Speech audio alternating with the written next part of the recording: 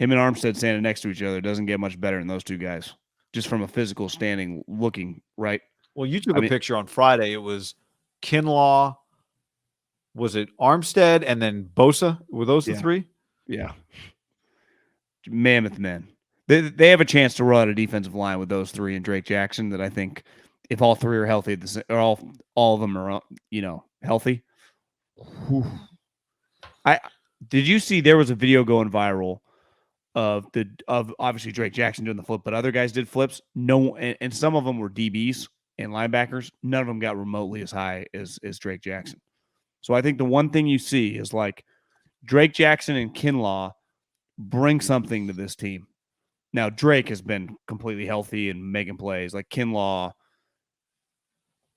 one of the I would imagine one of the better looking players in the NFL. And when I say that, I mean in a league full of freaks, like his size, muscle mass, height, Weight length, distribution. it just, yeah. I mean, he looks like if you just drew up like what would you want in just a sweet defensive tackle? It'd be like, 6'6", 335, but not that long, quick twitch, line him up anywhere. You wouldn't be like just 6'1.5", bendy. You would make him a huge, huge human being. And the Niners have two of them. Now, one of them is a good player. We've seen for years. He's basically essentially a team captain. He's sweet. He's turned himself into a fantastic player. I respect the shit out of his just growth as a player. It's remarkable. I would imagine a lot of people in the I would imagine a lot of people in the NFL, would consider like, yeah, I missed on that guy. I thought I didn't like the pick. We were doing a show that night. I didn't like the pick. Well, because what did you notice the other day? You do, I guess people do two things on a football field. Some of the quarterbacks and punters and kickers do golf swings. He did a little AI crossover. He did that. And then the little finger roll layup thing. Well, the knock on him was, he kind of has basketball mentality. Yeah. And we're not talking like 1991 Pistons here. We're talking, in football realm, that's kind of a knock on your toughness. It's not a knock on him as a player. But you put him and Armstead, him and Kinlaw next to each other, and you could roll those guys on the field at the same time. And if 97's on the field at the same time, regardless who the other end is, they got about 7 of them. But whether it's Drake, whether it's Amenahu, whether it's Willis, they could roll bodies off the edge with those 3 guys. It probably wouldn't matter. Kasarik might be able to get you going, Haberman. It's just a speed rush guy. Right? Do you agree, though? If you have those 3 guys on the field, whoever that other guy is probably going to just eat. Yeah, I think they are that position group. It was deep before, but to your point, now if it's Kinlaw healthy plus Drake Jackson, and those aren't your most productive guys or your every snap guys, right?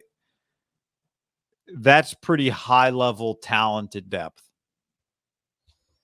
That's like you really see it when they're all healthy and out there. And Armstead's, not out there right now. But you just see when you start looking and it's like the 2s or the 3s, and there's a Amenahu who's huge. It's pretty impressive. Well, what do they always say in college? What do they always say in college football? Right, the biggest differentiating factor at the highest level, and why consistently the same teams win the national championship, isn't always they have Trevor Lawrence, even though they did. But you don't need to have the number 1 overall pick at quarterback to win. It's their lines, but specifically their defensive lines. If you look, Ohio State has had about 15 of them. Alabama's had all of them. And now look who has them, Georgia, and who just won the national championship. You would say, looking back at that LSU team, little bit of an outlier, but they just happen to be built more like an NFL team, like great quarterback, unreal wide receivers, like kind of an unfair squad. I'm not saying their defense was bad, but it wasn't quite what consistently wins. And I do think that rings true in the NFL as well. Like good defensive fronts. The knock on Cincinnati last year was like, their O-line's not great. And it wasn't. Yeah. Burrow made plays, but their defense was flying around. Hendrickson was an incredible signing for them, right? They were good up front. The Rams have had a one-man wrecking crew for about half a decade now in Aaron Donald. When you can dominate the point of it, the Eagles, they ran the Oklahoma offense. But what did they have? They had a good defensive line. They've had one consistently. They won a Super Bowl because they had a good defensive line. The Niners last year, I mean, you would say their defensive line kept them alive at times, right? And even, was it Travarius? I heard someone say this. Actually, might not even have been a Niner. Oh, it was J.C. Jackson. Not taking a shot at the Patriots. Honestly, probably more of a compliment to Khalil and Joey. He's like, you think I got a lot of picks before? Holy moly! The defensive line here with those two guys pressuring the quarterback is going to make my job way easier. And imagine if the Niners defensive line, don't want them to get there too fast. Ball's got to come out for it to be a pick. Imagine if the Niners defensive line was average last year with their DB play at times. It could have been. They wouldn't have sniffed the playoffs, right? Because guys were wide open, and their defensive line was bearing down on guys. If they would have had one of those defensive lines that's like, they're not getting any pressure, it would have been a 5 year ago Raider defense. We witnessed it. We saw it. You and I have been to games. Like, no pass rush, and you can't cover. Like, you're giving up 500 yards a game. And I don't care how good your offense is, you can't compete. It's why to win in the NFL and in college, but college is a little more top heavy. There's 5-6 teams that can win it. But in the NFL, there are legitimately a bunch of teams that can win it. As the season goes, like, you do need to kind of have a balanced operation. You can have flaws, but your positives need to be able to balance out some of your flaws. Like, there's no team that's like, they have no D-line, they got no corners, and they got no running backs, and it's like 12 wins. Like, it's just, you got to have a pretty well-rounded squad, and that's where the 49ers defense specifically, starting with the front, and if Kinlaw can come. Again, Kinlaw wasn't just a little like Armstead. He was drafted in the teens based off like 3 games. Armstead had a longer career, like he had been a several-year starter at Oregon. Kinlaw was a JC transfer who everyone I talked to was like, if you watch the wrong game, he doesn't look that great. But if you watch their 3 big games, South Carolina, their rivals, Clemson, they played Georgia, and I think maybe Florida was decent that year. Like, those 3 games, it's like dominated. It's like, well, how, if he can dominate against them? So those 3 games basically, and then his body type is like, he was going to go body like that from the SEC with tape against Clemson and Georgia at a high level. Like, he's just going in the top 25, even with some question marks, knee, long-term production. I guess ultimately you're at practice. If he stays injured and never lives up to it, I completely understand why you took a swing on that guy, right? I have much more of a problem with the Solomon Thomases and the Farrells who are like stiff and don't like, I get it. I get it.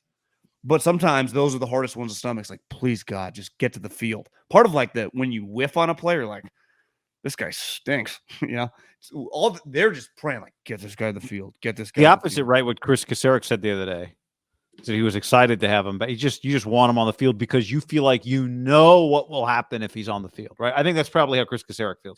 I know what's going to happen if this guy's on the field. He's going to be a productive player for me.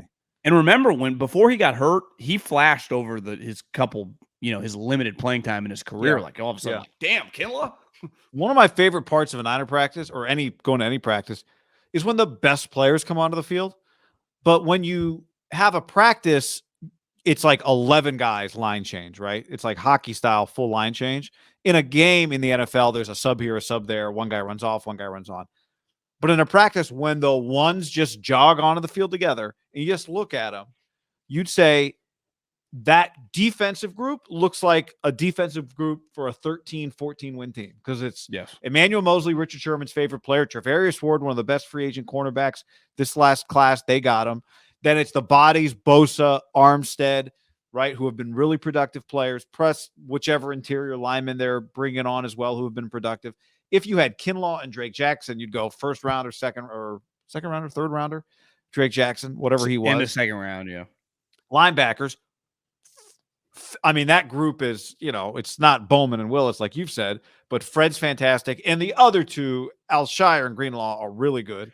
Albert Brewer was at practice yesterday. He tweeted he thought that they had the chance to be the best linebacker group in the league. He's been to all the camps. I mean, Alshire's always got two just jersey up, abs popping out, and just elbow guards on each sleeve, like you say, looks like Barry Bonds.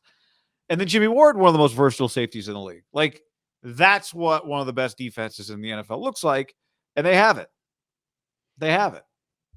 And but anyway, but like when Kinlaw's out there, it just if he's just there, he adds to the unit without question. Like there is no question. Like, does he even belong with this group? Like, yeah, and they know it, right? You can tell the way Armstead boasts. Like they're no dummies. That's the thing. The team knows it, right? They want that guy to play, and you know, it's the hard part about I think being a GM. You know, when the doctor's like, degenerate knee. Well, can he play 4 seasons? Does he never really get to make it through a season? He's going to be a pretty big test case. Yeah, can we count on him or not? Availability, the best ability. Felt like today was the most snaps I've seen him play. Does that feel like to you? Just thinking about it? Yeah, I feel like I thought it was his. I thought Friday was. I don't think he was. Friday was that he was. I thought he had great body. Not that I don't like to go over the top with body language doctor stuff, but I like playing body language doctor, as do you. Most people do. I thought he was. I thought he looked like he was having a good time today. There have been some other practices. Even this year, there was one where he was padded, where he like go in for a snap and then they'd pull him back out, and he would just kind of be standing off to the side on his own.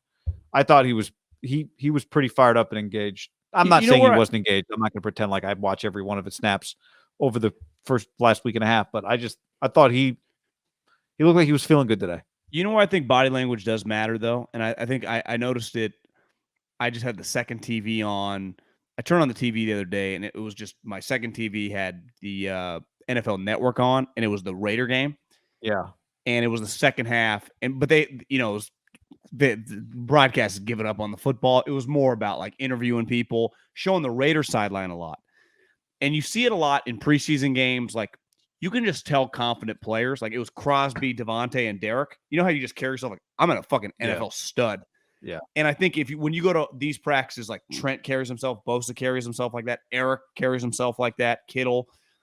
I think today and even on Friday, like him around those guys, it feels like, and part of, the Grant blow up, he felt like he's getting kicked when he's down.